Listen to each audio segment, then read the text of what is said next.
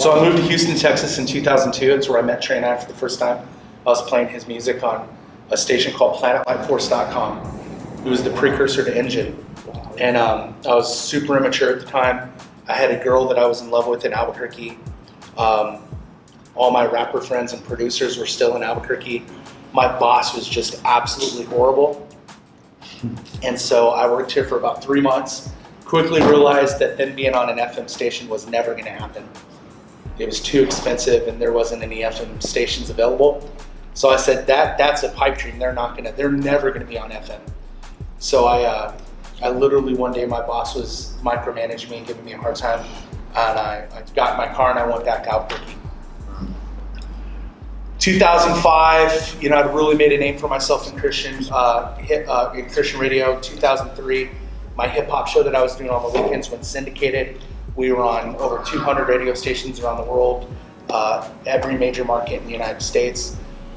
2005, I moved to run a Christian hip hop station in Georgia and do the morning show there. And within a few months of me moving there, they sold to a bigger station. Have you guys heard of Air One here in town? Yeah. Air One's parent company is K-Love EMF. They bought this station, so I was without a job. I went to Nashville, 24 years old in 2005. No job, no money, no idea what I was gonna do. Just thinking that I was either gonna, I had been talking to some labels at the time for my music, so I was like, I'll either go to Nashville and just really go ham as a Christian rapper, or I will get a radio job. Neither one of those panned out when I got to town. But a friend of mine at Curb Records, he was more like an acquaintance. He called me early on in Nashville again. Somehow I talked to this apartments into letting me and my wife have an apartment, even though I had no money or no job, and so this guy John Butler called me from Curb Records and he said, I think you'd be a good promoter. And so what a radio promoter does, right, is they work with artists and they call and develop these relationships with radio stations all over the country, and it's their job to get your song played on the radio. That's how the game works. You have to get your song to a program director through somebody with the relationship.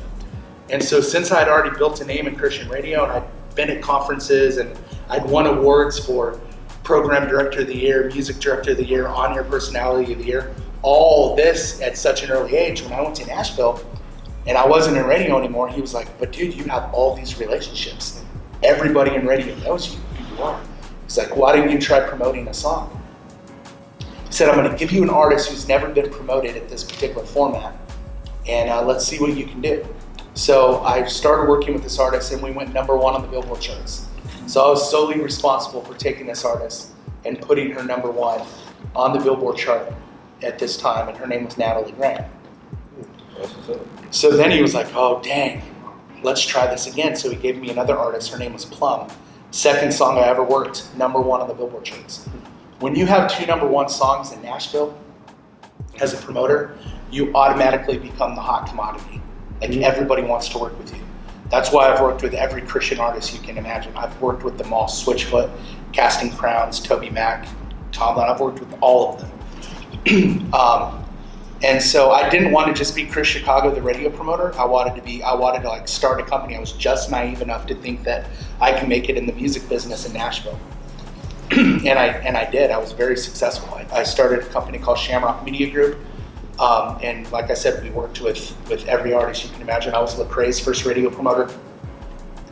It took me over a year's hard work to get his song Boasting with Anthony Evans on Air One. I worked Jesus music all the way up until Gravity. I worked every single record for Lecrae and Reach Records, Tripoli, Tadashi, all of them. I was on retainer for Reach Records. I was on retainer for Cross Movement Records before Reach Records. Goatee, Capitol, Provident, Curb, Word, I've worked with all of them. And so that was my time in Nashville. Vincent calls me in the end of 2015. He's like, man, we just purchased an FM station for Engine. We're going to FM, 50,000 watts. We're gonna cover the whole city. He's like, I want you to come do the morning show. And at the time, I'm successful in Nashville. I was like, man, you can't pay me enough to move to Houston. I'm good. I'm at the peak of my success in Nashville. Ty Brazel was getting ready to blow. I had young Noah on tour with the Newsboys. He had a top 10 Billboard hit with Audio Adrenaline. Like, we were popping, right? And I was like, no, I'm not moving to Houston. I was also running all of the radio for the promotion side for a record label in Seattle called Save the City Records. And so I turned down Engine Radio, and then Save the City Records folds. And overnight, I lost $60,000. And I was like, okay, God, what's up? And God's like, you need to go to Houston. And I was like, no, I'm not going to Houston. It's hot. Ty Brazel's about to blow. Young Noah's currently blowing up. I was like, I'm not doing it. Brian calls me again. Hey, come to Houston. I said, man, I can't. That time I mentioned it to my wife. Hey, this guy's trying to get me to move to Houston. She's like, no way. We just bought a 5-bedroom, 4-bathroom house in Nashville, living life, right? So I was like, no, I can't do it. Calls me a third time. Come to Houston. And I was like, Brian, you have to understand. This is going to be the last time you call me. I was like, your boss is Tim McDermott, right? He was the president in the KSBJ Engine. I said, I'm unhireable at Engine Radio, and here's why. I told him the story about the time where I worked there for 2 months, 3 months, and I told my boss off, got in my car and left. And he's like, oh, dang. He's like, you're right. They'll never let me come back. I was like, yeah, man. I was like, so good luck. And I was like happy because I was like, all right, he's not going to bother me anymore. He calls me a week later. Hey, I talked to Tim. He said I can hire you. I was like, what? He was like, yeah. He said that he saw you at conferences for the next 10 years, and every time you would always apologize for how you exited, and he was always really impressed with the fact that you humbled yourself to apologize. And I was like, oh, crap. So then something happened with another couple of my accounts, and all of a sudden God just started taking money from me. Like I said, I lost the $60,000 account overnight. I mean, I was still good, right? I had a lot of things popping.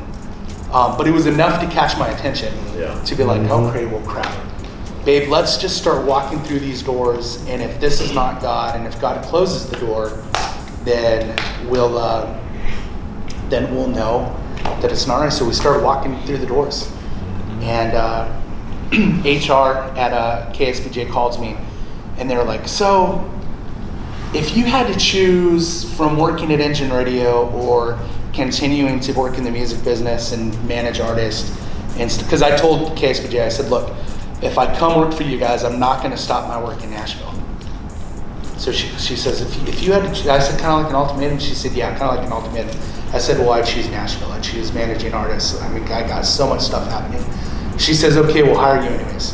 And I was like, dang, so God just like would not let that door close. So I came to Houston in 2016. I started doing the morning show, and I was just that's it, just morning show guy. And I was still working with my artists, and it was tough to be in radio full time and to try to work in Nashville full time. Long story short, we fast forward a year, changes happened, and they want to promote me to running the station.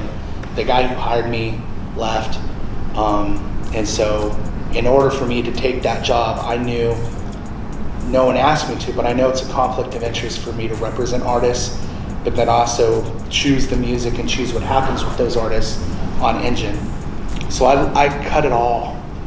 I cut everything in Nashville. Every affiliation, every job, shut the company, shut all my companies down, dropped all my artists, like left it all. And so even to this day, I struggle financially being here. But I know without a shadow of a doubt, because God has proven himself, that he's doing something in Houston. He's doing something with the community. He's doing something with you guys and your music. And there's 2 stations like this that exist in the world.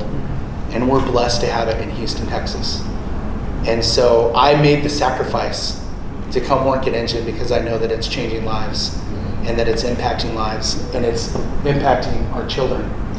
I have an 11-year-old kid and a 6-year-old girl that love the music. I didn't have that growing up. So together we get to do something that's never been done. We're trailblazing a new format. We're making something happen that's never been done right here in Houston, Texas. Yes, sir. Amen. So long story short, I sacrificed a lot to be at Engine Radio. And here I am. And I want to be about Houston. I want to be, I got tickled when he called me a Houstonian, because I still feel like an outsider here. I've been here for 3 years, but I still feel like, you know, I feel like I want to be a Texan and I want to be a Houstonian and I want to be about this community, so I appreciate you calling me that. You're welcome. Yeah, so with all that being said, I have over 20 years experience in radio, in the music business, from publishing to production, from management to everything in the music business. With the biggest artists in the business, I've touched it all. I've had my hand in it. And so I hope that I can be a blessing to you. I hope that I can share my knowledge and share my connections and share my contacts and share my failures with you guys and help see you guys succeed and touch people, right? Because that's why we all do what we do. Amen. Let's give him a hand. Yeah.